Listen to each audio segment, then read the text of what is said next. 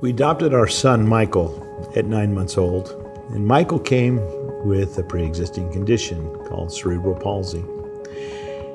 As young parents, we were just delighted to have Michael in our lives.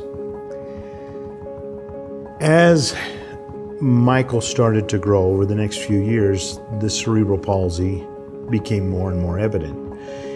And about the time he started preschool, around 4 or 5 years old, Michael would walk with his arms above his head, kind of like this, kind of bouncing off the walls to maintain his balance. And so it was evident he was headed towards that direction to where a wheelchair would be coming up pretty soon. As parents, like any parents, we just wanted Michael to have the best life possible. And so we traveled to Mexico, England, Germany, various places here in the United States to look at therapies for, children with cerebral palsy, to see if we could improve his quality of life. And everywhere we went, we were met with pretty much the same explanation. There is no cure for cerebral palsy. The best we can do is just exercise and diet and things like this to help improve the quality of life that he has. And as parents, that wasn't good enough. We felt like there had to be something more. There had to be something greater that could help. And when we went out of the country, Germany specifically, Mexico, even one trip to Japan, there was more hope there. There were more things in the works. There were more therapies available. And so that allowed me to start looking into different directions. Now, this is back in the 80s. The internet wasn't around. And so we were going to trade shows. We would go to health shows and health fairs. And I became introduced to a book called Mega Brain by Michael Hutchings.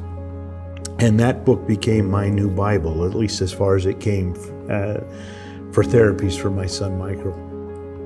And in there, through that book, I came across different therapies. And one of them was from the Ohio State University of Medicine, Dr. David Clark, Dr. Margaret Patterson, a neurosurgeon out of Scotland, Aberdeen, Scotland, Dr.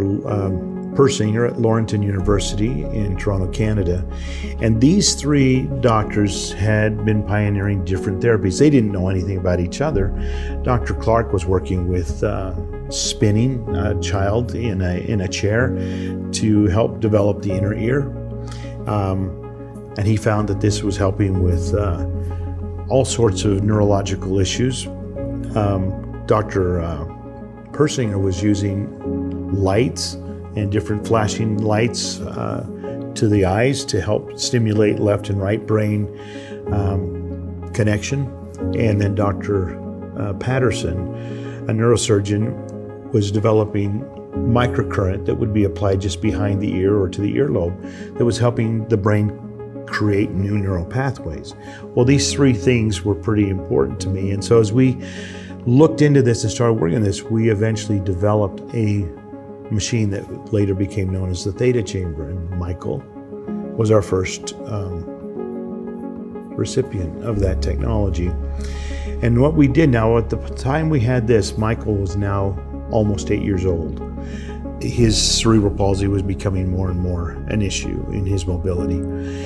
And at the end of that, it was a 21-day course based on what Persinger and Clark and Patterson were doing. There are different protocols. And so we did that for Michael for 21 days. And at the end of that 21 days, there was a little bit of improvement in Michael. I mean, he seemed to be processing information faster. His mobility was a little bit better. It was the next 6 months that were magical. In those next 6 months, Michael's mobility became almost normal. He transitioned from handicapped school to a normal school. And Michael is now 40 years old, will be 40 this June, and he's a second-degree black belt, speaks multiple languages to some degree or another, and physically, you would have never known that Michael ever had cerebral palsy. All right, so that whole experience was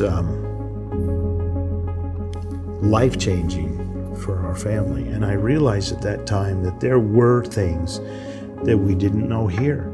And that led me on this journey, which has brought me to where we are today in 2022.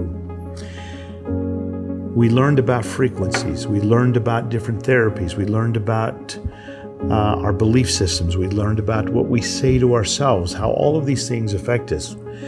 Well, in 2008, my wife and I were in China attending a medical convention, and there was a booth there from Russia that had developed a scanner that scanned the body through frequencies through the brain. Well, this was my new real big interest.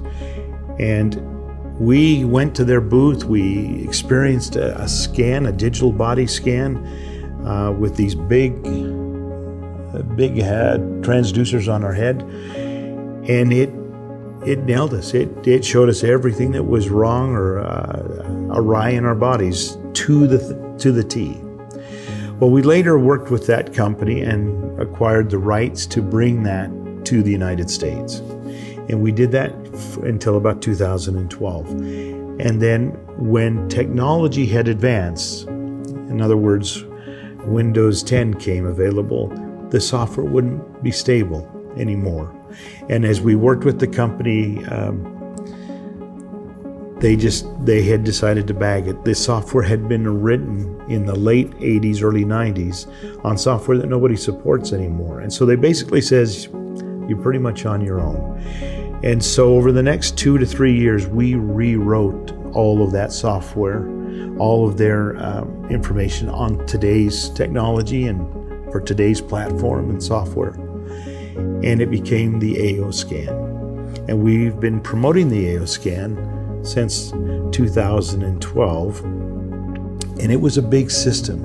It was a $30,000 scanner that was in a doctor's office, and you'd go in and you'd sit there and you'd be there anywhere from an hour to 3 hours, depending on your scan, based on the old technology. Well, we were able to bring that technology to where we could get it done with much smaller transducers, and we could do it in about 45 minutes to an hour. Well, part of that scanner was Inner Voice, and the Inner Voice is where we record about 10 to 20 seconds of your voice, and we analyze 2,000 frequencies over 12 notes. And we're looking for frequencies that are out of range, way high or way low.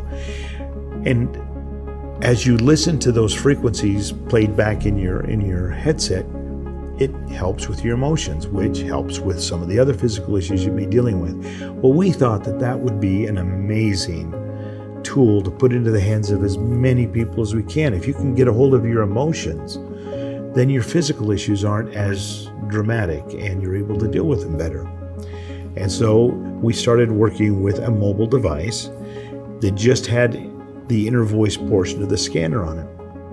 Well, as that became ready to go to market, and that was about $2,000 for that device, and then a monthly fee of about $200 a month to maintain the software. We realized, well, maybe we can add a little bit more of the other scanner to this, and we added a little bit of Vitals and a little bit of Comprehensive, and we introduced it. And that went for about a year and a half. And then we had people come to us and say, we need to get this out to the masses. And that's how Solex came to be. The full $30,000 scanner in your hand that you can now take and share with the world.